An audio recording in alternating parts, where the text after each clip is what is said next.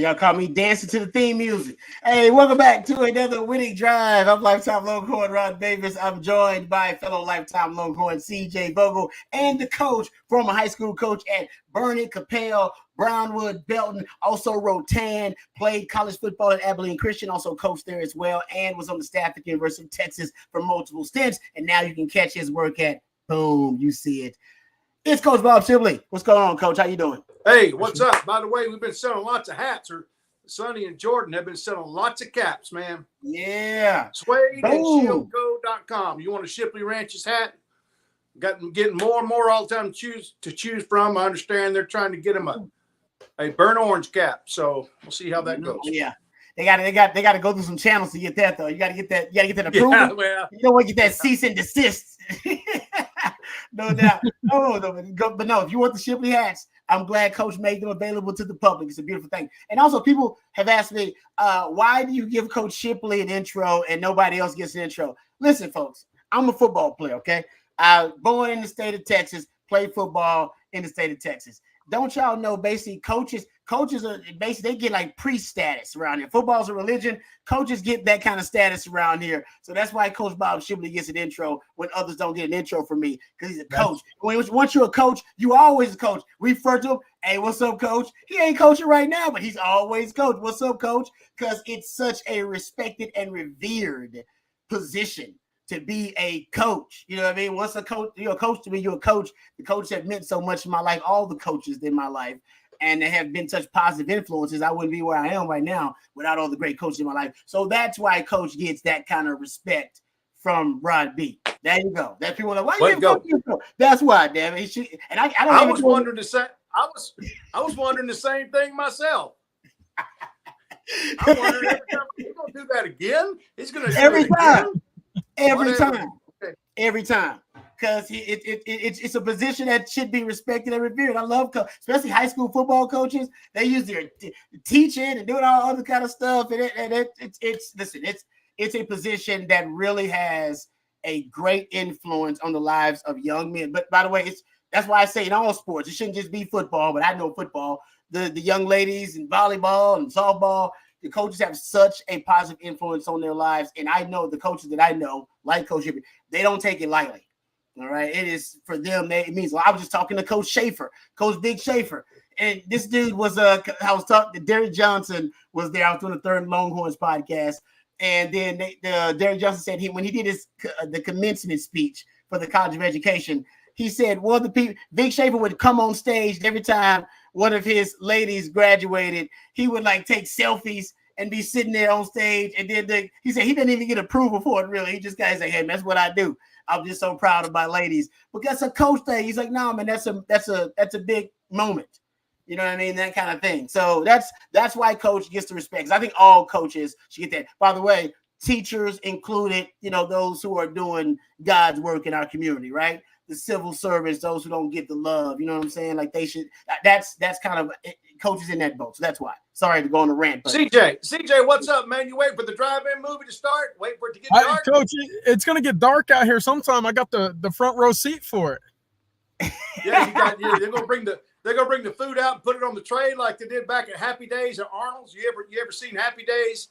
Arnold's drive-in, they bring out the burger on the tray. I don't even know why you did that. Why you went that far back on a reference for CJ? Coach, you know you can't do that. Coach, why you ain't waiting. You never heard the Fonz? Hey, no, you never heard of him, but he don't know nothing about that. He did the gig him. That's the only thing that was bad with Fonzie. He did. See, CJ is not going to get that reference. Coach, you got to make a reference. Lost.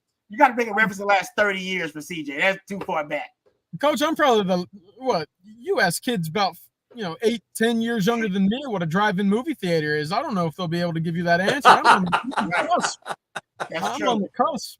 Yeah, Coach. You got to give him a more recent reference for CJ, man. He was doing this is like his thing. Fine. Yeah. You know what I mean? He wore like a leather jacket all the time, white tee. It'd have been a lot better if he was doing this all the time, but it would. Do that. You know what? Yeah, you would think the Aggies would take some pride in that. Why don't the Aggies they should have been taking pride in the Fonz back in the day, man. You know what I mean? Hey, CJ, have you ever heard of an old movie, American Graffiti? Oh man, Coach. I have. Yeah, There you you watch go. that. It's set back in the 50s. You know, the drive-in and all that stuff. The girls that come out, and, you know, car hops and all that. Happy Days was a real popular sitcom in the 70s. That was kind of a spin-off, I think, of American Graffiti. American Graffiti got a bunch of stars like when they were young, just getting started out. American Graffiti, yeah. There's Richie Cunningham in American Graffiti. Yeah, look at that. Harrison Ford, Ron Howard, Richard Dreyfuss, Cindy Williams. They got quite a few tomatoes down there. 95%. Yeah, I'm gonna have to give this a shot, Coach. Yeah, that's a good one, man. It's a real good one. It's the same thing. What was a movie that was filmed in Austin about the 70s that our boy McConaughey was in? Is that Dazed and Confused? Is it? No, not that. Dazed and Confused. Dazed and Confused. Okay. Yeah, it's a 1950 version of Dazed. You do know Dazed and Confused, don't you, CJ? Sure, I do. Yeah. Well, that was set in the 70s. And by the way, that was my heyday. That was exactly what it was like. We weren't looking for pot, we were looking for beer, but that's exactly what it was like in the 70s. But it was just based on the 50s. Okay, let's get back to the show. Oh, no, seriously. Cisco Diaz says, CJ, there's a drive-in theater in New Braunfels if you want to go. By the way, that's great. Now, it's a little far, but yeah, that's a little far. But like I said, that would be a really cool like date night thing. Right? So thank you for that, Cisco Diaz. And Working Man, y'all got him making all types of references to the old school. Now he's talking about, y'all remember the Veer. He's talking about drive-in movies. Stuff like that. So now Coach got people making references that CJ just don't know. Animal House. Oh, Animal House. CJ, have you seen Animal House? I have. So Rod, Coach, you'll like this. My mom was about a month before I was sent off to college. She goes, well, you're going to college. You're going to have to understand this is the movie about going to college, and it's Animal House. Wow. So, listen, my college days probably didn't echo that of Animal House, but I'm glad she did that because we had at least a good understanding of what was to come in college a little bit. So it was a great movie. Yeah, once again, Mrs. Vogel, she is just getting so many points. First of all, she's a part of the Owen Texas family. And then she basically told you that, no, before you go to college, you need to watch the movie about college experience. God. And we still got the grades. That's right. God thank you, Mama Vogel. Mama Vogel is here. Yeah, I know now. A legend in these parts, Mama Vogel. There's no doubt about it. All right, I got to meet Mama Vogel. It's a good thing she didn't show you Porky's or something like that. I don't even know the movie, Coach, so I'm agreeing with you. Oh, okay. Now we got to ask, have you seen Porky's, CJ? No, I haven't. I don't know what Porky's is. I've seen all the Porky's. I don't even know why. Working I man have knows seen them them. all. Yes. Working man knows them all. I had no business I didn't go see them in the theater, but once they came on cable, I would sneak into, you ain't supposed to, but I'd sneak and go watch some of the adult stuff. With Porky's.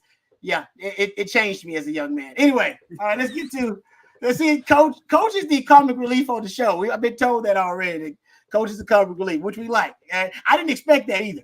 I expect Coach to be the comic relief, but that is the case. No doubt about it. That's why we love him. All right, so we got a lot of stuff we're going to get into the show. All your questions, comments, please throw them out there. We'll get to as many of them as we can. Guys, we got to talk about our X a little bit. The Big 12. Our X is doing – when you remember – you ever – now, I don't know how back in the day, but you ever because now you can do it on social media. So, Coach, I don't know if back in the day you can be paying – you can keep up with your exes like you can now. But when you keep up with your exes on social media, sometimes you can see them doing some crazy, wild stuff. You're like, man, they're doing some crazy, wild stuff. The Big 12 is doing some crazy, wild stuff.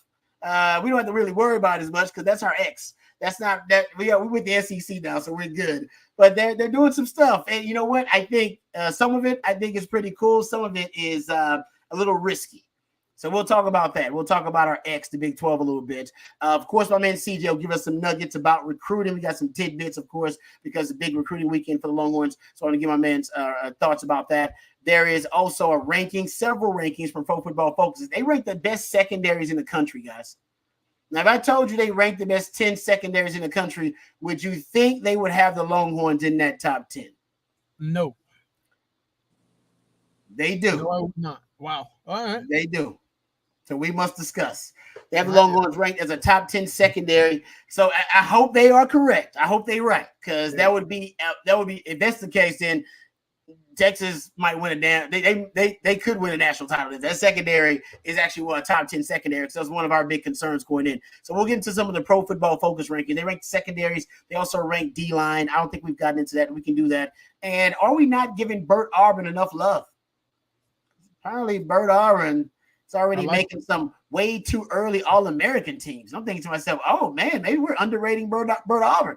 Not getting Bert Auburn enough love, who also is now on scholarship. So congrats to my man Bert Auburn once again. So we'll get into that. I got a couple other topics that we'll dive into for the day. So of course, your questions are top of mind. So we'll get to those. We'll also hit any super chats. Super chats, jump to the front of the line. You can interrupt the show at any time to do that. All right, let's start though, guys, with something that I wanted to get into a little bit, and it's something about the Texas offense, because I was doing research on upcoming opponents, starting to do some, so I won't be overwhelmed during the season. And I didn't realize how, man, that LSU offense last year was unbelievable. I mean, it's the best offense in the country. Yeah. I mean, that's statistically you can say that, or you can debate that, or whatever. I mean, that offense was unbelievable. We saw that in the draft, obviously, all the guys drafted. But they lost their Heisman Trophy winner. They lost 2 first-round wide receivers off that offense. I'm sure it's going to be pretty good. They actually probably have the best offensive line, or one of the best O-lines in the SEC as well. 2 NFL tackles, probably going to be first-round tackles. But I digress. Getting to it, Georgia also had a really good offense last year, and they're bringing back almost every piece. Texas last year had a top 15 offense. I believe if they were in the SEC, based on last year's scoring offense, Texas would have been, I believe, 4th, if I'm not mistaken, because Oklahoma was also, who's going to the SEC, ranked ahead of them offensively in terms of scoring offense, along with Georgia and along with LSU. There could be another team in there, but they would have been a top 5 SEC offense. The question is, can Texas have the best offense in the SEC this year? Statistically, personnel-wise, however which way you want to put it. Is that possible? Because Georgia's bringing back a lot. Missouri's offense is going to be pretty damn good. I like that offense. I like their passing game. LSU won't be as dynamic, but LSU always has talent, but they lost a lot too. Texas brings back a lot. Oklahoma lost a lot. Oklahoma last year had a better scoring offense than Texas. Is it possible Texas could have the best offense in the SEC? That's what I'm asking. I would say that it'd be a brash statement to say that. Okay. That's what A&M fans expect us to think, But that is pretty brash, first year in the conference.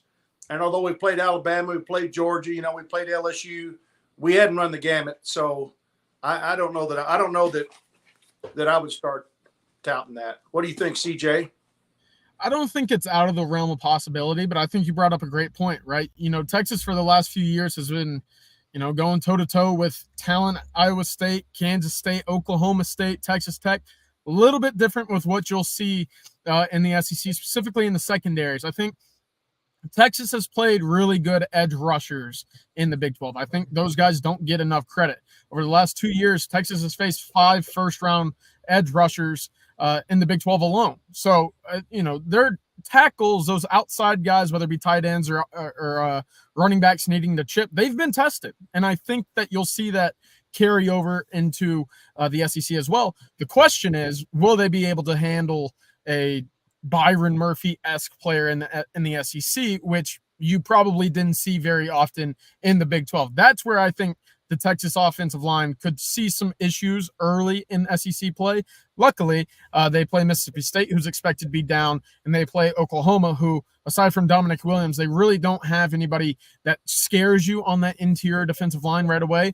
Michigan will be a good test, but you have all the pieces on the offensive side of the ball, right? You have an offensive line that returns. You have a third-year starting quarterback in the system. You got plenty of wide receivers with plenty of talent. How do they mold together? How do they mix into that rotation right now? And, of course, I think we're all a big fan of the big 3 running backs right now with C.J. Baxter, Jaden Blue, and Trey Wisner.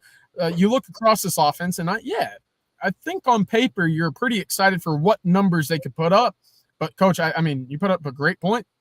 I mean, they've yet to do it in a brand new conference. They didn't lead the Big 12 in scoring last year, I believe. So, yeah, go prove it, basically. Right. Yeah, because K-State also actually take it back. It was Oklahoma, then K-State in the Big 12 that were ahead of Texas in scoring. So they didn't even lead so I'm not, it was just they throwing out there because there's a lot of turnover and Texas brings back a lot of their pieces and Oklahoma loses a lot. They were ranked ahead of them. LSU, of course, the best offense in the country. They lose a lot. Georgia was too, and Georgia brings back a lot. So basically kind of be you and Georgia in the conversation, but Texas lost a lot. I mean, they lost a lot of their skill position guys. You lost 3 receivers to the NFL draft, you lost tight end to the NFL draft, you lost running back to the NFL draft.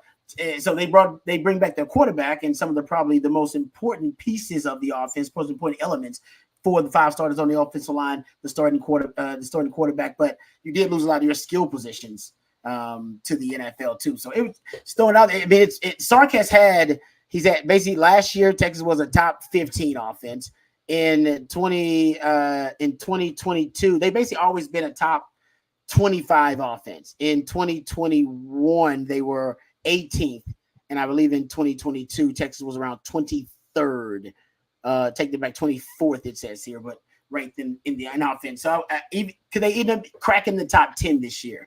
I think should be the expectation for Texas because they haven't been a top 10 offense since Sark has been here.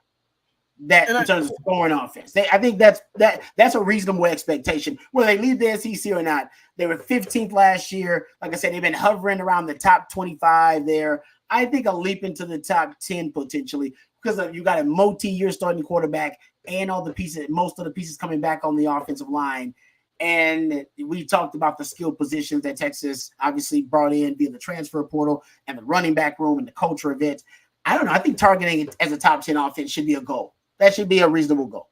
Especially if the big topic and focus this offseason on the offensive side of the ball is finishing in the red zone.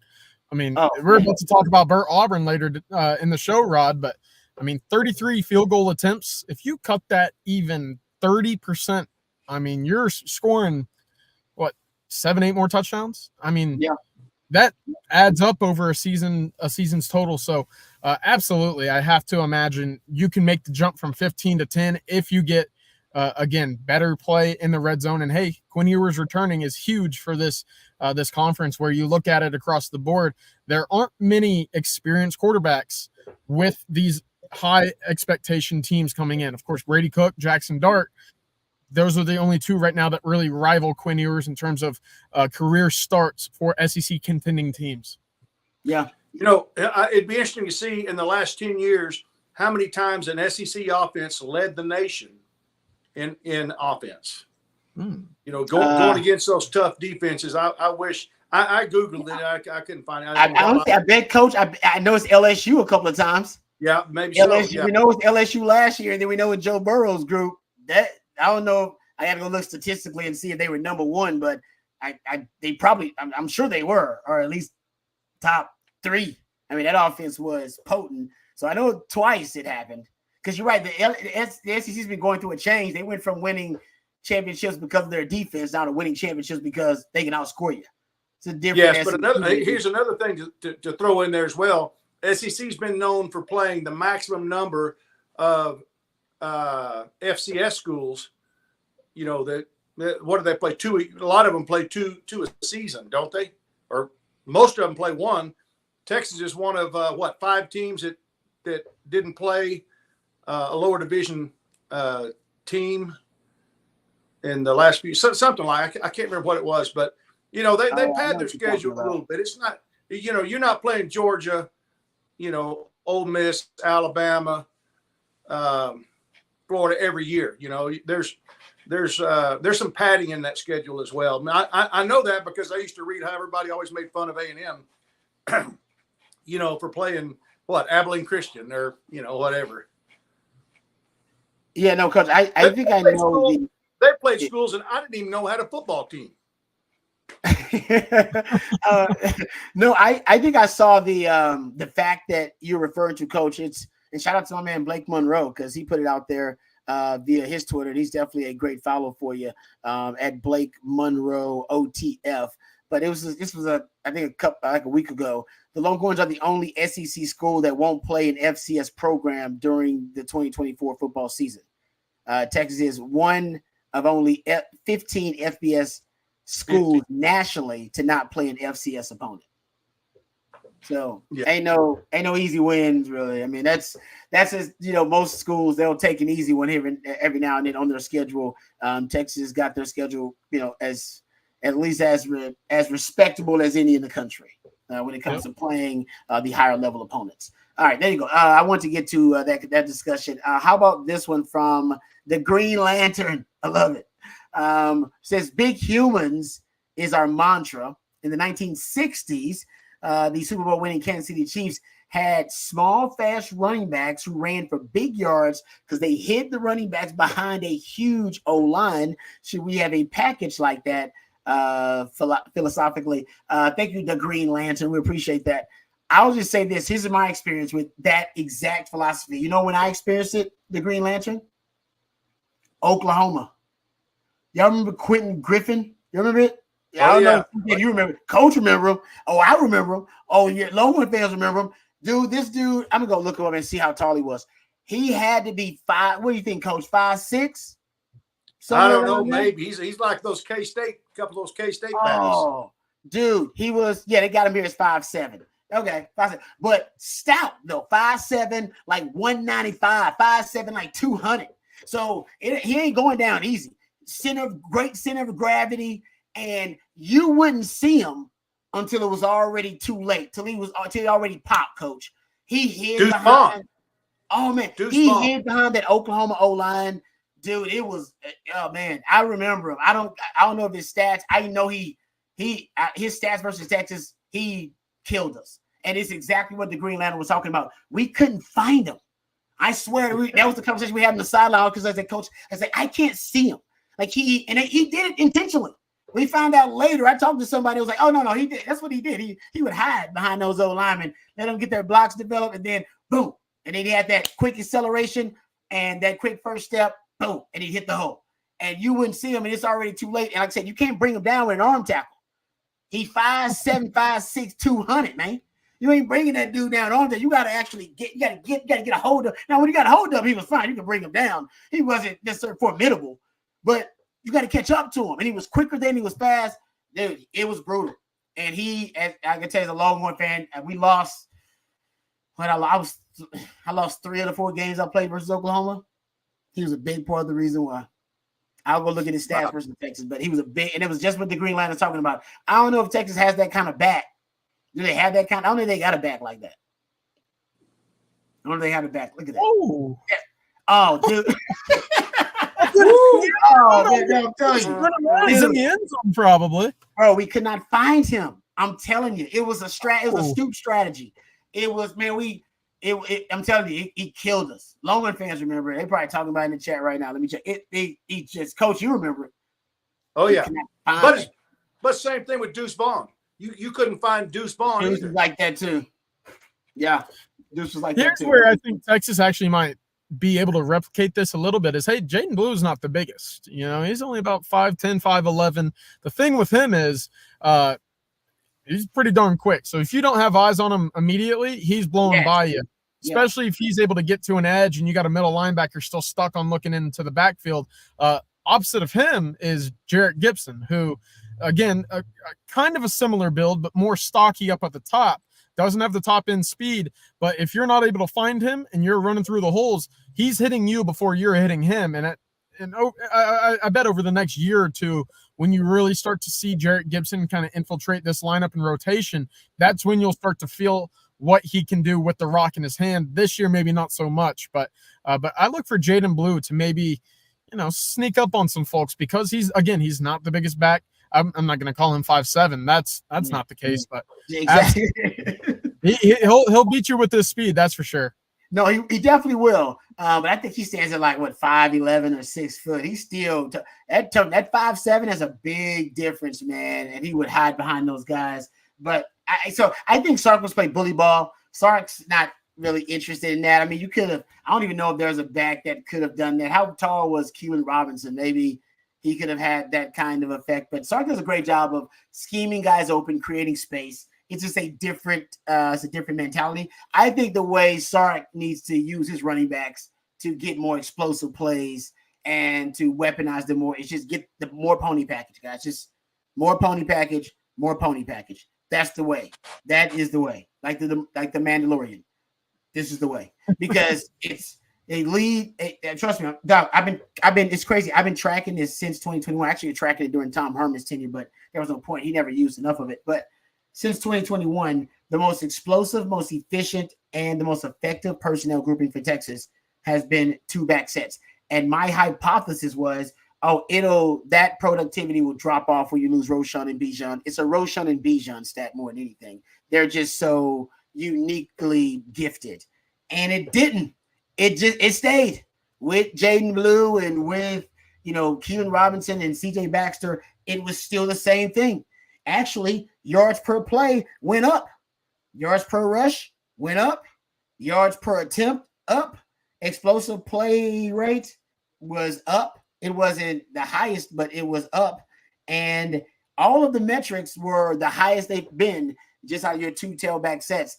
I'm telling you, it works. And I heard the great Nick Saban complain about it and say, we don't practice against it enough. So when we see it, my players don't know what to do. He even complained that his players saw I formation one time and he had to call a timeout because they didn't know how to line up.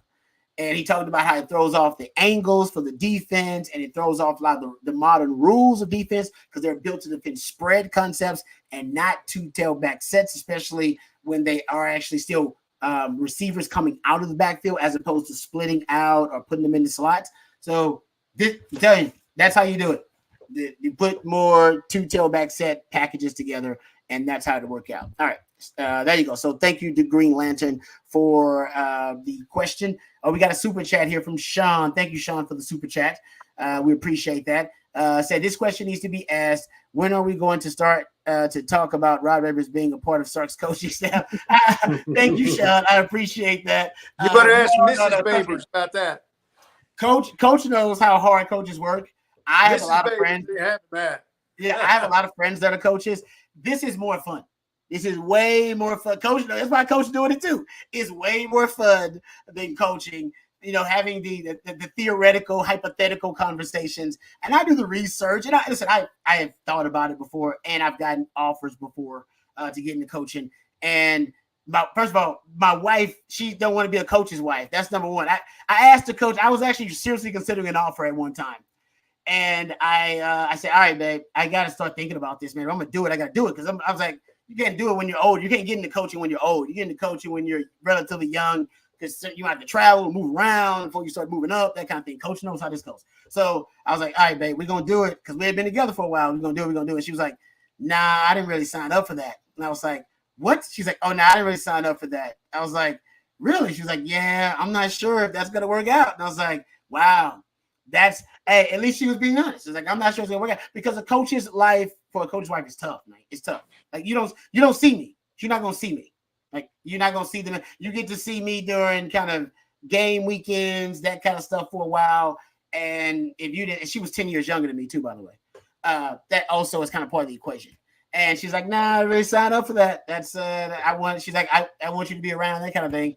And I was like, all right, you know what? I don't know if it was worth it. And I think I made the right decision because I've been doing sports radio and been having fun doing things like this. And I still can get offers into coaching. I mean, it honestly never goes away because coaching is all about community. It's all about connections. Coaches, you know that. As long as you got the connections, you can always get into it at the ground floor. You can always, as Coach always told you, they already know who they're going to hire before they put those job postings up there. So you can always get in at the ground floor if I want to do that. But like I said, I'm a grief to dollars ratio guy, and I know how obsessive I am. I would definitely end up divorced. I know that. I know myself well enough to know I'm going to end up divorced. If I go into coaching, I'm end up divorced. I'm not going to pay attention to her enough. I know that. And I know how obsessive I am. So I know my quality of life away from football is not going to be great. Like it's just not. That's part of why I had a good woman, because I wanted kind of a well-rounded life, period. And I get deep. Look at these damn papers, guys. Look at these papers everywhere. I got papers all. You see these papers? This is me going deep down rabbit holes. Without a wife, thank you. I got them everywhere. I got papers all over there. Yeah, that's me. They're everywhere. Guys, I would stay down the rabbit hole as a coach. I would stay down the rabbit hole. You go rabbit hole. I go from rabbit hole back to the field, to the practice field, and then go to the games. I wouldn't have any type of life at all. And yes, do I think I'd be successful? Hell yes, I'd be successful. No doubt.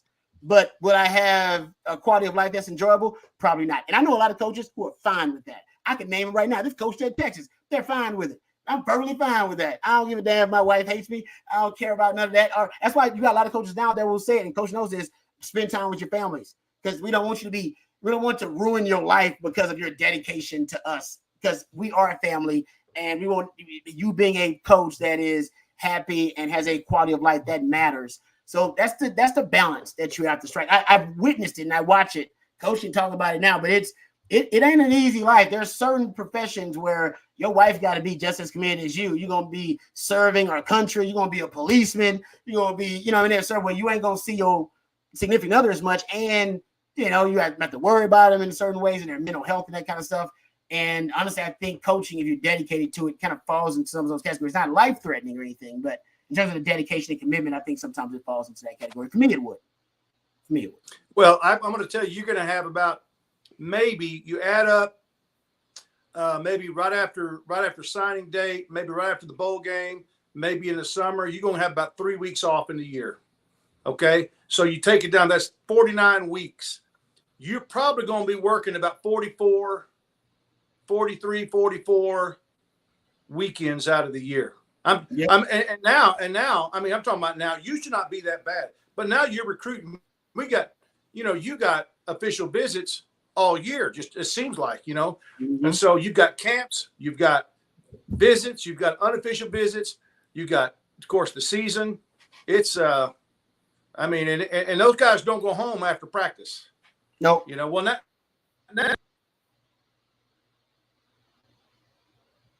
Oh, Coach dipped out. Oh, we lost Coach. Here's another point, kind of that back and forth between whether it be coaching high school or it's coaching college, kind of that jump that you want to make. I was talking to a couple high school buddies that are in the high school world here in the Austin, Central Texas area.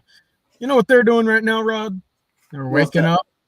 They're going to school. They're coaching these kids in their summer conditioning for about 2 hours. And then they're playing golf. They're enjoying it.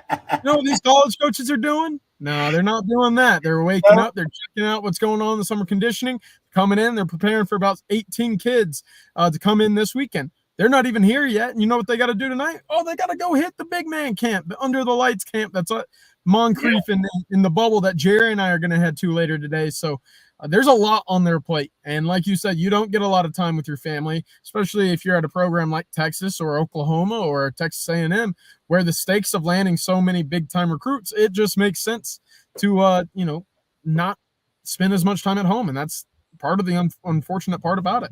Those are two full-time jobs. Being a coach is a full-time job. Being a recruiter is a full-time job. And both of those are part of your responsibility, obviously, as a college coach. If I did coach, it'd probably be trying to get in college and then get out to the NFL as quick as I could. I ain't gonna lie to you. That's probably, even though I'd be great at recruiting. All of my offers have been at the college level. Like, oh man, and they always say, "Hey, dude, you kill it in recruiting. Come on, you kill it." And I believe that. It's all about connections, relationships. I like talking to people. I like meeting new people. It's great. That'll probably be the best part of the job. But it is two full-time jobs. And like CJ said, you go from basically being recruiting, and then you go from into that to being a coach.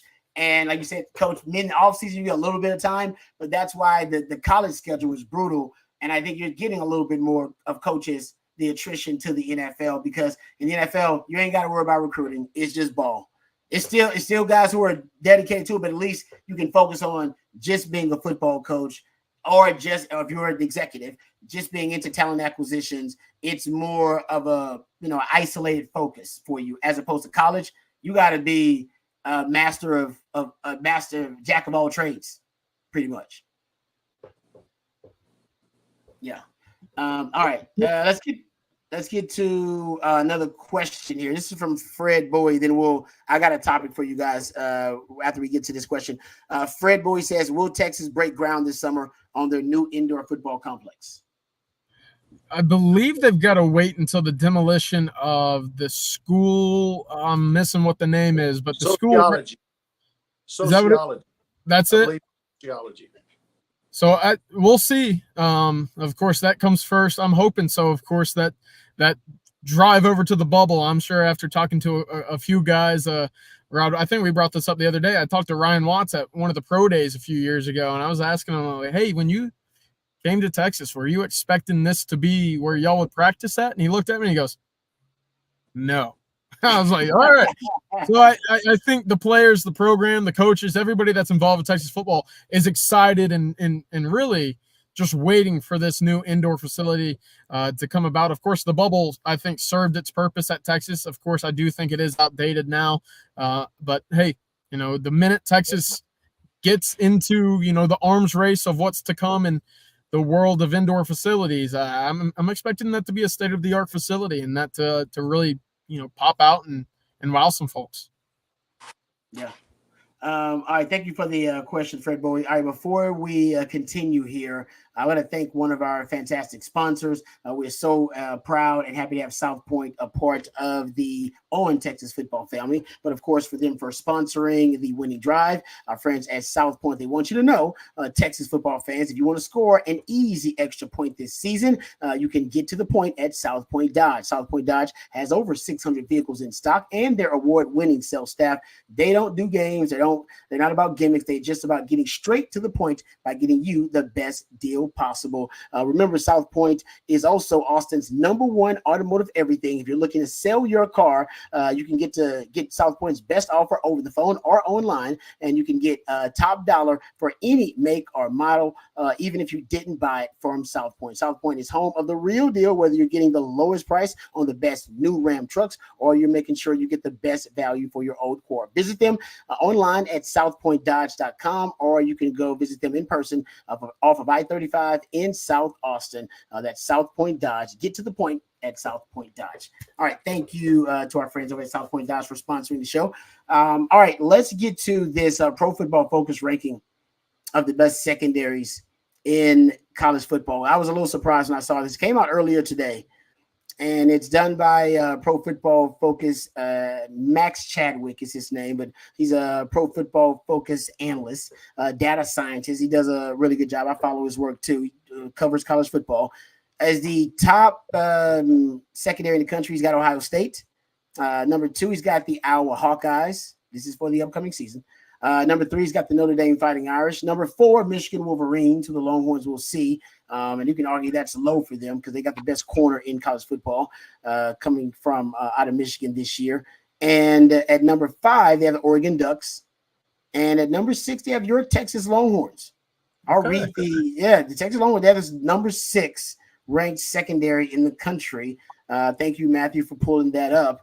Says Texas returns 4 defensive backs who played at least 300 snaps in 2023. Janae Barron, Malik Muhammad, Derek Williams, and Gavin Holmes. Says Muhammad is a rising star in college football after starting at outside cornerback for the Longhorns as a true freshman. His 79.9 coverage grade ranks second among all Big 12 cornerbacks, and his 20% forced incompletion rate placed 5th. Texas also added Clemson's Andrew Makuba, who from the transfer portal. He ranked 7th among Power 5 cornerbacks in 2023 in yards allowed per coverage snap.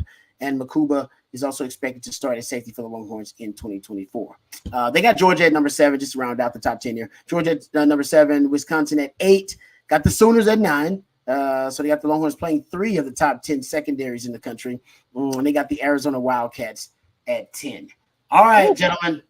All right, what are your thoughts? I'll just kind of give both of you guys the floor. I was a little surprised, but I'm happy. I'm ecstatic. I'm praying that if this is the case, I'm glad we got some data scientists from Pro Football Focus who are really high on this Texas secondary. They did make a lot of additions in the secondary. They're recruiting, but also obviously Makuba in the transfer portal is going to be the most impactful.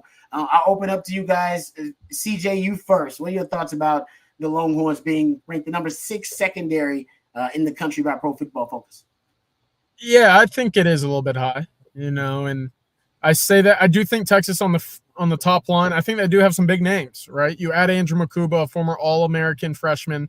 He was an All-ACC kid to this group. That helps a ton. Jahdae Barron, we know what he can do. Malik Muhammad, Derek Williams, I think he nailed it on the head. They're rising stars in this sport.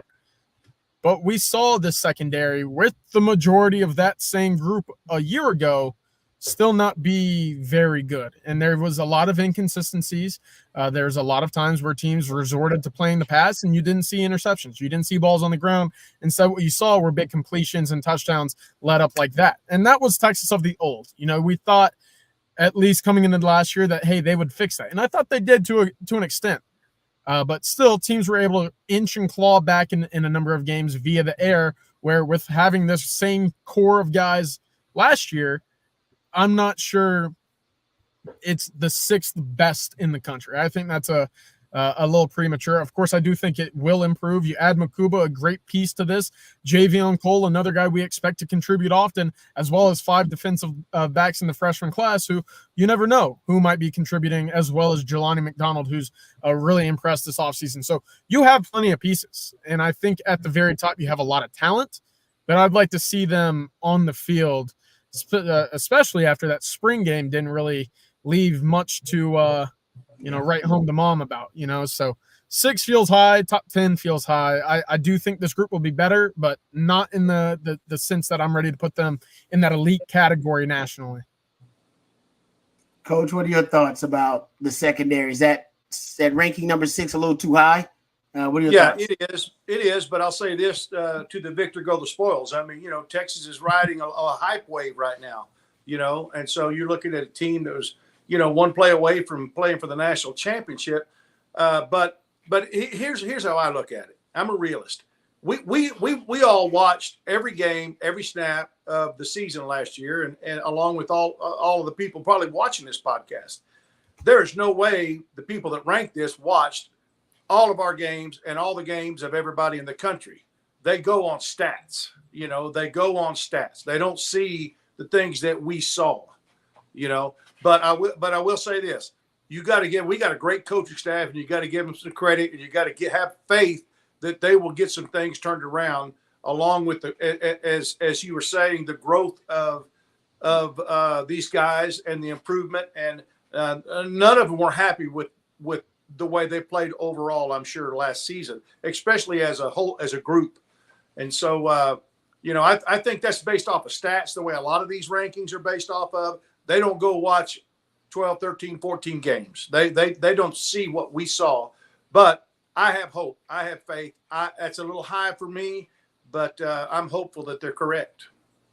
Yeah, Pro Football Focus, they're not eye tests. They have algorithms, and they have their own kind of different computations that they're using and their own formula they use. But I will say that I think the front line for Texas secondary, like the front line starters, are going to be pretty good.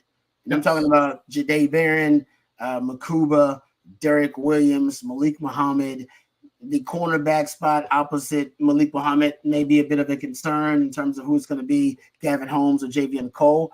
But I love the front line start. 4 of the 5, I think, are really good players. And I think you're talking about guys with NFL futures. What I'm not really sure about is the rotation of players in the secondary. And I know they want to rotate guys. So your frontline starters are only going to play 65% of the snaps. And then there's still another 30 to 35% of the snaps that Texas wants to rotate guys in. Now, maybe that doesn't matter. Maybe they're blowing out opponents and they're beating them so bad that those guys are playing in reps that don't matter. But if they are rotating those guys in reps that matter, then that could be potentially those unproven commodities could be weaknesses in the secondary for me, because that's what you saw in the spring game. You didn't see a lot of the starters, right? You basically what you saw is the young guys and backups.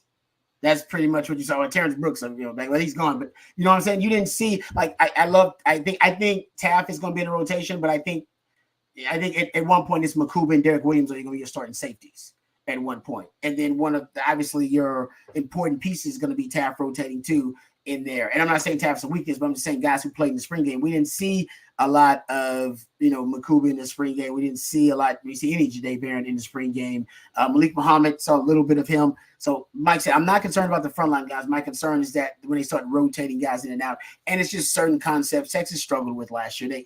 They struggled with really since Sark got here. They struggle with defending bunch formations. They struggle with defending inside breaking routes. They struggle with defending the deep ball. They struggle with defending empty formation.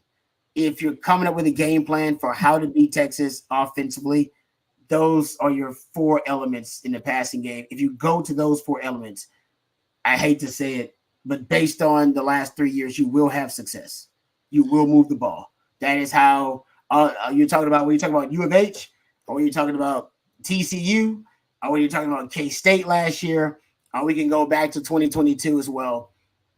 Those are the 4 elements that Texas has not really figured out a way to remedy. They don't know how to defend those elements, and they don't have built-in options and answers for when an offense presents them with problems in bunch formations, empty sets, inside breaking routes. And you start looking at a lot of those things. And like I said, I've been tracking these things. Unfortunately, I don't like it, but I've been tracking them for the last 2 years, and it's the same stuff, guys. And in the spring game, I would love to tell you in the spring game, actually they didn't give up a lot of deep balls in the spring game, but they did. And they've struggled with the deep ball for the last 2 years. I'd love to tell you, hey, actually inside breaking routes, they were really good against those. They weren't. Inside breaking routes were an issue in the bowl game versus Washington, issue in the spring game. Deep balls, issue versus Washington, issue in the spring game. Deep ball. I mean, it is the same. It's the same 4 concepts. I promise you. If we had film and we had the rights to break it down, I could just sit here all day and give it, because that's what half these notes are. I'm not going to bore you and frustrate you by giving you the actual data, but I'm here to tell you it's just 4 concepts for the last 3 years. And that's I think the frustration with Longhorn fans is like, hey, why haven't we figured out more solutions to solve these problems? Because it's just the same issue. It's not something new. Rod, at first it felt like you're going down the whole laundry list of ways that teams can beat Texas. I'm like, oh man. I'm not trying to. I'm just telling you, it's the same things. I mean, it's not a secret. Everybody's been watching me for the last. They watch the film. No, yeah, they don't need me. They don't need me to tell them. Trust me, they don't need that. But I'm just telling you, that's gets the secondary. That those are the concepts that are continue to work. So I'm just going to. I'm a football investigator. I only go where the film takes me. I don't come up with my own stuff. I only go where the film and the data takes me. That's it. Right. No, I was saying that because every time that you brought up a new one, I'm sitting there remembering back to last year saying, oh yeah, I remember when Houston sliced Texas to death with 1 million underneath routes. Oh, I remember when Texas went to Texas Tech 2 years ago. All of a sudden they couldn't get off the field because short routes, the in-breaking routes, were impossible for Texas to adjust upon. I'm sitting there thinking, I'm like, yeah, every single one of these has merit because we watch it with all collectively our 6 eyes, and we're like, why is this so difficult to stop? And so, listen, the one thing with Pete Kwiatkowski that I've truly appreciated every year that he's been here at Texas is there's been a specific instance of 1 year struggling at a major part of the game, and then you come back the next year and it's been you see the resolution, right? Yeah. Most recently, it was 3rd down and 4th down conversions. It was a disaster in 2022. There's no way to sugarcoat it. It was a disaster. Last year, they led the country in 3rd down conversions. They were the best 3rd down defense in the entire country. Coming into 2024, as we're talking about the offense trying to get better in the red zone, defensively, I think it's exactly what you said. How can that secondary improve? How can you force more takeaways? How can you get off the field on those underneath or in-breaking routes while still maintaining enough coverage over the top? That, to me, is exactly what I think this group is going to improve upon. And I think it's going to be twofold because, one, you're going to look at the bodies in that secondary room. I think there's going to be a little bit more speed and a little bit more athleticism. And two, I think you got more talent up front to get pressure on quarterbacks, to make that window and that timing a little bit quicker as well. So that's what I'm most looking forward to whenever I look at this Texas defense 2 months out from whenever these guys put on the pads for fall camp. With that said, I want to see it before I ever throw them into this top 10 elite category as well. Yeah, I'll give them props about this because this is something I was a little surprised at when I looked at it. And CJ, you probably know this because you're obviously you're on the stats. You do a great job kind of going down the deep dive of some of these things. When you looked at interceptions last year, Texas was tied for the top 10 in interceptions last year. I knew they had gotten their fair share. I didn't realize they had gotten that many. if you go look at it, overall, I mean, that's pretty good for Texas. Now they're losing Jerry Thompson, who I believe had 3 of those. Terrence Brooks had 3 of those as well. So that's 6 interceptions that are gone. But I do believe, Jahdae Barron and Malik Muhammad are guys who are havoc-minded ball hawks. And I do Michael Taft Daddy. Shout out to Taft Daddy. 3 interceptions too.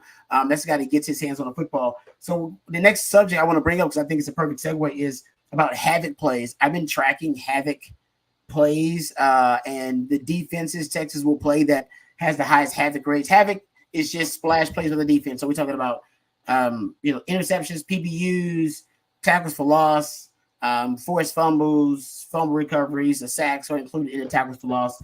Add those up. Those are your Havoc plays, and then you can get Havoc rates from that as well.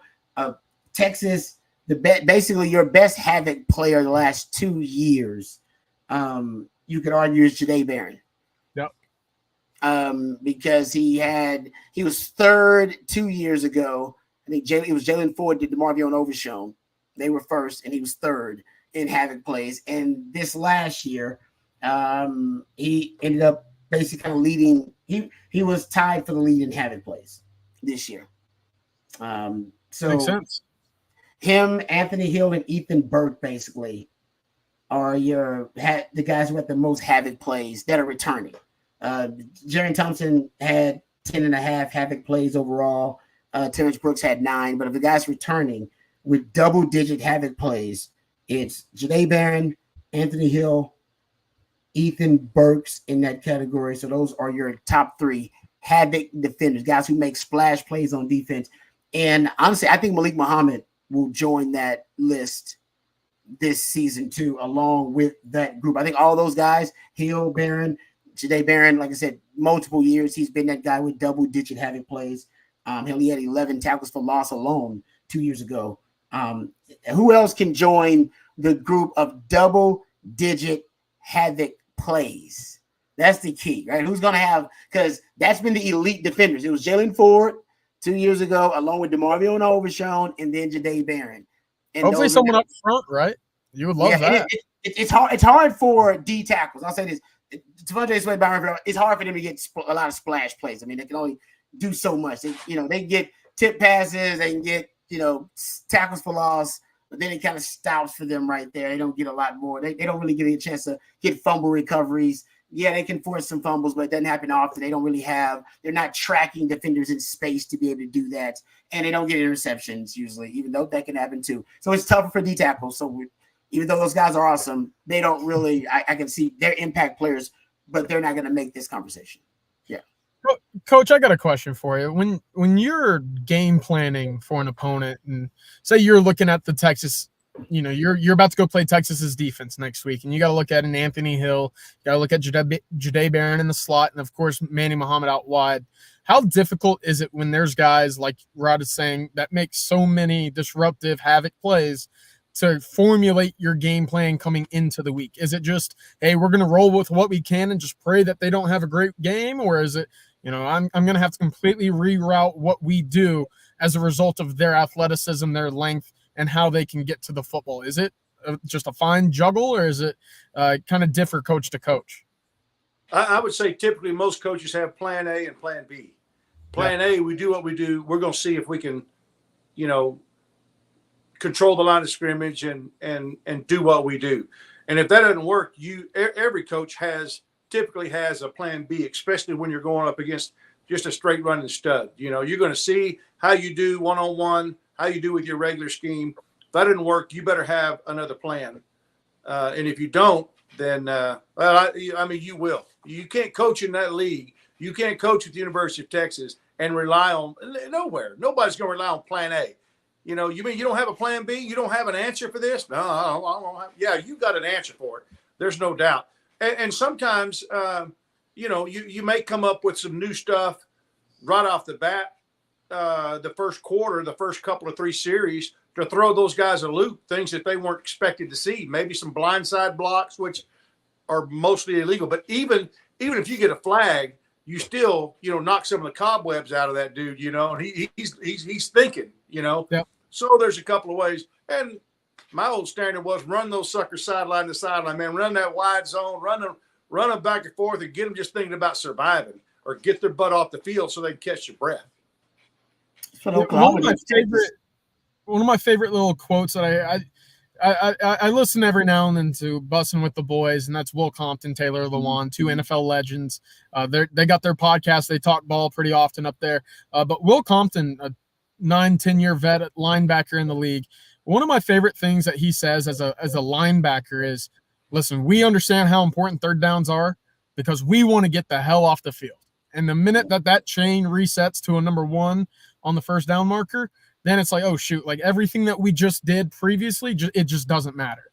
And so when you talk about surviving defensively, it's all about exhaustion, basically, because, those plays add up. When you build up those multiple 8, 9, 10 play drives, well, by play 25 or 30, those guys aren't moving the same way that they were previously. And I think about that all the time. When a team gets that crazy 3rd and 14 conversion, that morale on the defensive side of the ball, it just evaporates. And so that I think that's exactly why Texas had so much success defensively last year, is because they were, 1, well rested, right? They were off the field on third down so often. And 2, the Texas offense played complementary football very well. They weren't giving the football back immediately after getting it. And that's partially, not scoring very early in those drives, but 2, sustaining drives and playing that complementary football that Sarkisian wanted to do. So I love that part as well. I thought surviving was a great little comment there.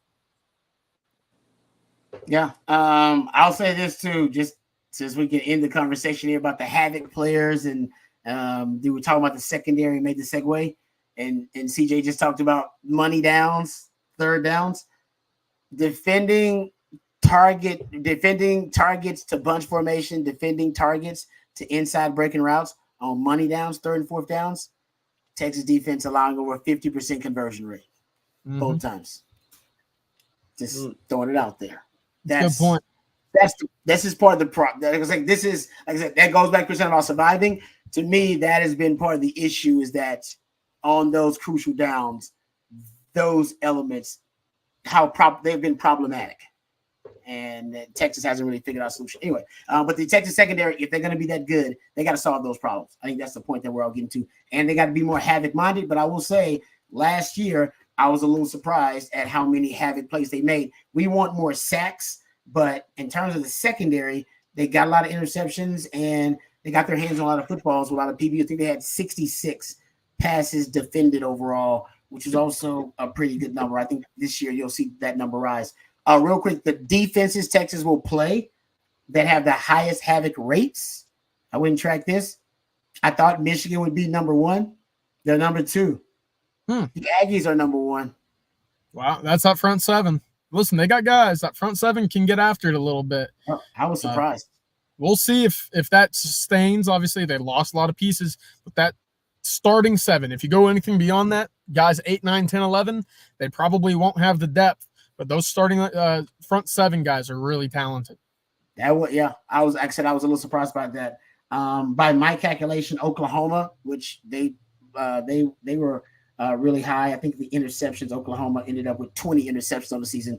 They're 3rd in Havoc rates, that teams with the highest Havoc rates that Texas will face. And then 5th, Mississippi State actually jumps up there, and Arkansas, and then Georgia.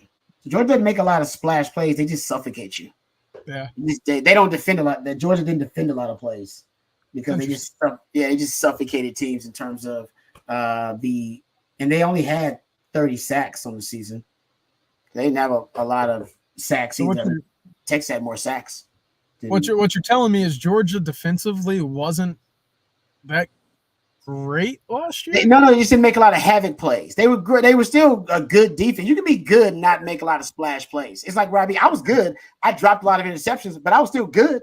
I mean, I didn't. Robbie, I got out of PBUs, but you know what I mean. Like you could be good and still. They were just very sound. Yeah, Havoc plays to me is a little bit different because Texas.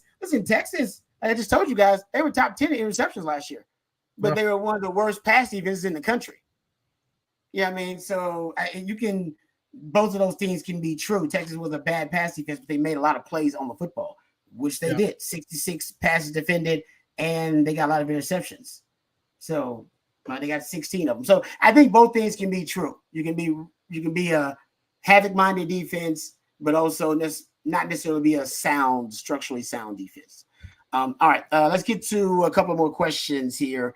Here is a question from Mikey Mike. Says Sark loves to stick to the game plan when it comes to play calling. Sometimes I think it really hurt us. Y'all think he won't do that as much and call plays based off the flow of the game? Thank you for the question, Mikey Mike. I'll say this. I've often criticized Sark's feel for the game. I think he's getting better at it, but I think his feel for the game at times can be off. His opening script, remember the bowl game, the sideline reporter reported? You guys remember this, that his opening script is something like 30 or 40 plays? You guys remember this? Am I the only one to remember? You remember this? No, I remember it. I thought it was nuts. Yes. I thought it was nuts.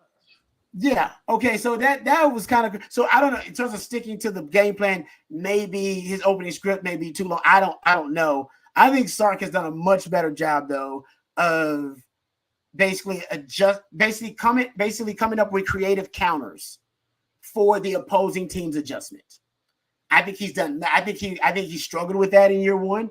I think in year two he was better. I think in year three you saw some really, I think, creative, innovative counters from Sark. And almost like I think he anticipated the adjustments better.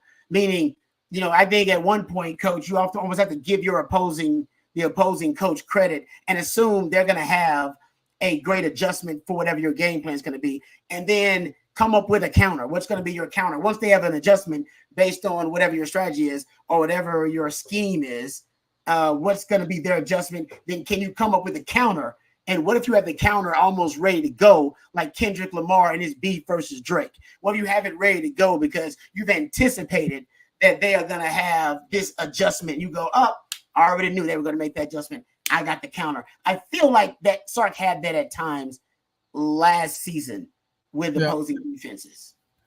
I'll say this about the script. I thought last year's first drive for Texas was much better than what we saw in 2022. Aside from the Oklahoma game where you kind of get an errant pass from Quinn and the ball's picked off, I thought the first drive or two that we see from Texas on offense, that ball was moving. Whether it scores or not, it's past midfield, and then you come into question whether or not you go for the fourth down or not. We saw Texas do that very often early in games a year ago, whereas 2021, early 2022, we saw a lot of 3 and outs. I thought that this script felt more in tune with what Texas had positionally, where their weapons were. Obviously, an older quarterback helps in that case as well. But we weren't looking at a 2021 Texas versus Iowa State game where you had 7 total yards in the first half, right? No, that they're moving the football with that script, and I'm very encouraged by that because early in games, whether you put points up on the board or not, field possession, very, very important. And so that's encouraging to me there, 100%. Here's another good one by Mikey. He's on the streak. With Texas facing K-State every year, do you think that will be an advantage against A&M since Colin Klein is their new OC? Coach, you brought this up the other day. We're doing football theory, and I think you talked about this a little bit when it comes to this. What are your thoughts about Colin Klein as the new OC for the Aggies, and will that help Texas in terms of the game planning and strategy going up against someone familiar? This is a familiar foe. Yeah, I don't think there's any doubt that it's going to be an advantage for Texas. They've seen him. They know what he likes to do. The difference is going to be, I'm sure our coaches probably have a really good idea of the personnel that Texas A&M has, what he's going to have to work with, is going to make a difference. He's going to have better athletes at A&M than he did at K-State. But I do think it's an advantage. It's a big advantage. As opposed to somebody like, Oklahoma State, Gundy, he hires these obscure guys from FCS and just tears people up. Nobody, you got to start digging to try to find film. It's not nearly as easy to find film on those guys as it is, Power 5 guys. But I think it's a big advantage. I really do. I think you're gonna see. I don't know that. I think it's going to be a good offense. I really do. I don't think they'll lead the conference in passing by any stretch, but I do think they will have a good complementary offense, run and pass. Yeah, people are high on Wigman. I mean, we talked about that one of our live streams. A lot of the analysts, the draft analysts for the 2025 draft, thinks that he has first round upside potentially. We'll see if Colin Klein can bring that out in him. I thank you guys for that. A couple of the questions here. CJ from Jedi Master Bevo. CJ, besides Moore this weekend, who are the next maybe 5 or 6 must gets from this weekend's visitors? Yeah, Moore's absolute. I mean, he's number one. There's no surprise there. Aside from him, I think Nick Brooks, a really talented tackle prospect from Iowa. John Mills from San Francisco, California, coming in as well. 2 really talented offensive linemen there. On the defensive side of the ball, Kevin Wynn, to me, is amongst the most talented interior defensive linemen Texas is recruiting at the moment. Really talented kid. Smith Orogbo just had a number of folks mention the momentum that Texas Tech was able to build a week ago when he officially visited in Lubbock. If Texas is able to kind of counter that and come in with the pitch of their own, this is a guy that, hey, Jerry and Bobby have kind of likened his rawness right now early to a Brian Arakpo. So we'll see. I think he has the get off as well as anybody in the state of Texas. It's all about getting that frame to where it wants to be. He's right now, I believe we have it about 225 pounds. Yeah, 220 there. But you see 6'4". He's got incredibly long arms as well. And of course, Riley Pettijohn to me is a very, very important linebacking prospect in the state of Texas for this cycle. So those are probably the 5 or 6. I think Texas is in good positions for all of them. But it obviously depends on what it will look like this week after the official visits. All right, good stuff there, CJ, about the big official visits coming up for the Longhorns this weekend. I mean, CJ's going to be on it, so if you want updates, first of all, you just need to become an OTFOG. That'll help you out right there.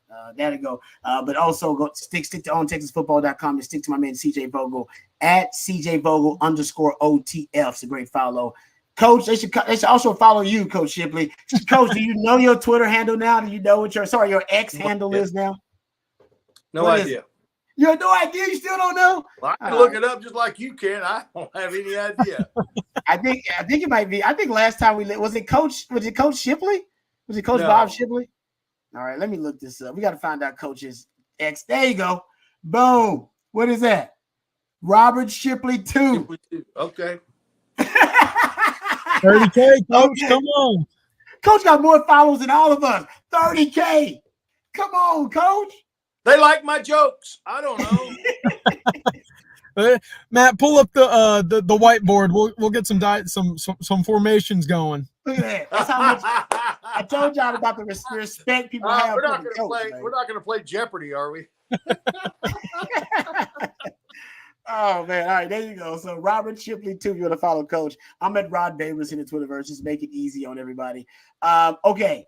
I got a couple of other topics I want to hit, but before we do that, let's thank another one of our fantastic sponsors before we get ready to end this thing. Our friends over at Flat Creek Estate Winery. We're so excited about having them a part of the Owen Texas football family, and so happy that they're on board. And as you know, that the most awarded wine in Texas is actually the vineyard closest to Austin. That's right, folks. Flat Creek Estate Winery is just minutes from downtown Austin, and they've won award after award this year for their vintage wine, Super Texan. I can personally vouch for Super Texan. It is fantastic. My wife loves it. It is actually one of her favorite wine right now. And it'll be your favorite too. Super Texan is now available at your local specs, so give it a try. Of course, Black Creek is also a gorgeous venue with barbecues and wine tastings every single weekend. It's perfect for a day date with your significant other, so keep that in mind as well. Flat Creek Estate Winery. That's flatcreekestate.com. I would also recommend around this time of year, I know it's the rosé is great too. So go to flatcreekestate.com. You can look at all of their selections, but the rosé is good. But my wife, the Super Texan is fantastic. There's a reason it's winning so many awards. It don't take long for you to realize it's pretty special. All right, thank you to Flat Creek State for supporting Owen Texas football and supporting the winning drive. All right, gentlemen, just real quick before, and we'll get your questions in, and we'll answer as many of them as we can before we get out of here. But just really quickly, guys, we got to talk about what's happening with the Big 12. I don't know if you guys have heard these stories that probably come down the last couple of hours here. There are two stories now the Big 12 is making news with. So we're just going to talk about our X for a little bit. We ain't going to talk about them for long. That's why they say the end of the show just for a few minutes, because I think it does affect all of college football. Remember, we've talked about this before, guys, that with programs having to close the financial gap between revenue sharing now with the players and the new financial framework of college football after they settle the antitrust suits, that some would entertain the possibility or the option of private capital or private equity.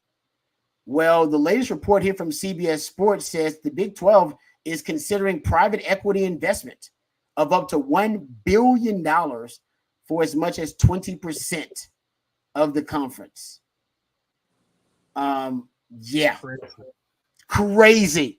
It says here on the table is a possible cash infusion of $800 million to $1 billion from Luxembourg, a Luxembourg-based CVC Capital Partners, in exchange for a 15 to 20% stake in the league. A portion of the money would go directly to the 16 conference members, and the partnership would give conference access to CVC's investment services and clients. Wow. Talk about it says CVC is a global private equity giant that manages over $200 billion in investments. All right, gentlemen, what are your thoughts? Talk about coach, I want to hear your thoughts.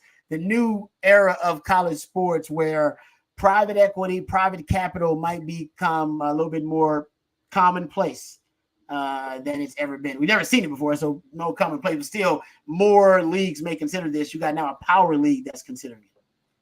Well, my comment will take about 10 seconds. I'm a ball coach. I don't even know what that means. Okay, 3 seconds. I like seconds. that. I don't even know what that means. I mean, I'm just like, it doesn't sound good to me though. But I mean, it ain't whatever. good. Coach, I don't know if it's good. I don't know if it's good. But CJ, your thoughts? Coach, I'm similar to you. I'm just financially illiterate, so I don't know what it means either. No, it's weird, Rod. I mean, it's scary. It feels like you're kind of trekking down a dangerous path anytime you bring in these private equity groups, right? And if this is what is needed to maintain growth in your conference, I mean, you better knock it out of the park. Otherwise, you might be sitting around telling 16 different schools, universities, and athletics departments that you're going to have to be homeless in a few years. It's scary to me. I mean, I hope it's not what we see throughout the rest of college football and college sports, but Big 12's trying something. When OU and Texas leave, you got to find, a way to stay on top somehow. I don't know even how that would work. Like you own the conference, but what is the conference is made up of the members? I don't know what that means. I'm sorry, man. Trust me, I'm not financially literate enough to be able to break this down for you. But the conference is made up of the members, so I don't even know how that would work if you owning 20% of the conference. So it could get, I'm sure, really complicated. So are they gambling that 20% of the conference take is going to be more than $1 billion? I'm at, that you could argue that, or they want to flip it. Now people, the private equity somehow they would like to repackage it and sell it somehow. Like, I have no idea. That's a great point. So the current valuation by the investment from this private equity group would put the Big 12 in its entirety at $5 billion. Yep. What would you estimate the SEC's is? Oh, maybe double. 20 billion. I would say this. 10, right, at least double. At least double. I can't imagine the SEC needing anybody to help float them. I agree, Coach. That's a great point. Like, what's the NFL worth? What's the NFL like? 17 to 20 billion dollars a year annually? That's what the NFL is worth. Something like that. Somewhere in between there, 15 to 20 billion dollars. And the SEC and the Big Ten, if you combine them, they may get close to that number if you combine them, somewhere around there. I mean, you're talking about just overall value of two conferences, but that's a great point, CJ. I'm not sure exactly what, based on that, their valuation is, but what the Big 12 gets out of this, to me, 18 billion. There you go. I knew there was somewhere in there. You were there. So somebody may have asked the question, hey, what the hell is our conference worth? And is $5 billion? Are you lowballing yourself? Like, is the Big 12 worth more than $5 billion? I don't know. It's a great question, CJ. All right. Last thing here about the Big 12, since we're talking about our X, just really quickly. They're also, and this probably actually is going to happen. The other one is they're just considering it. The Big 12 is discussing naming rights for the Big 12 conference. By the way, everything's about to get naming rights. Now the field can have naming rights. You can have sponsorships for the actual field. So that's going to happen. And then pretty soon it'll be stadiums. And yes, you'll probably have the jersey sponsorships too, just because it only makes sense. It's an easy revenue source for these programs who are trying to, obviously bridge this financial gap that they have. So yeah, $30 to $50 million, $30 to $50 million naming rights there with all states may happen. And if they do it, guys, the SEC is going to do it too. Everybody's going to do it. It's just too easy. Now the SEC don't need the money, but if somebody's going to pay you $150 to $100 million just to put their name across your conference, a lot of conferences probably would do it too. So, well, I think what you do is you get together as a conference and you look at ways that you're leaving money on the table. How can we be more efficient, financially? And I think that is easy money. I don't like it personally, but it's easy money, and they are leaving some money on the table. I think, without doing some of that stuff. It's not, the company's logo on the field. That's no big deal. How does that take away from the game? It doesn't take away from the game. No. And even a little patch here and there on a uniform. I mean, I don't know. I don't think, what does State Farm have the net up, for the kicks when they go through the uprights? Mm-hmm. I mean, that's pretty smart. I don't know what the revenue is for that, but pretty good way to pick up some extra cash. The best name that I've heard, sponsorship that I've heard, it comes from David Ubben. He said they should call it, it should be Whataburger that sponsors the conference and call it What a Conference. Done. Yeah. Done deal. I'm all for that. Easy money. Just do it. What a conference. That's easy. I like that. All right. Before we get out of here, quick, CJ, Noor Mortaja wants to know, although a long shot, did Dijon Lee make his trip to Austin? Yeah, so his official visit was pushed back a week. He'll get to Texas next week for an official visit, 18th through the 20th. Again, Texas outside of his top 4 at the moment. They'll need a big splash on this OV, but a 6'4" cornerback, you'll always take your shot with that. Justin wants to know how many linebackers, cornerbacks, and D-line are they trying to take this class? Yeah, D-line anywhere from 3 to 4, linebackers 2 to 3. Of course, I think it depends on who your linebacker fits are. If you get Elijah Barnes and Riley Pettijohn in your class, that's a hell of a class. That duo is very talented. Cornerbacks is a little bit more interesting to me. I think you'll sit with 2. I think this class is going to be pretty large, but I think you'll go with 2 cornerbacks again as well, because you did just have a really talented 5 defensive back group 2024. So 2 to me makes sense. 2 to 3 at linebacker, and then 3 to 4 somewhere on the defensive line. All right, great stuff, CJ, as always. Thank you to Coach Bob Shipley. We appreciate the wisdom and the wit and the wisdom from Coach Bob Shipley. Thank you to Matthew behind the scenes. Matthew's the real MVP of this thing, folks. It can't happen without him. Trust me on that.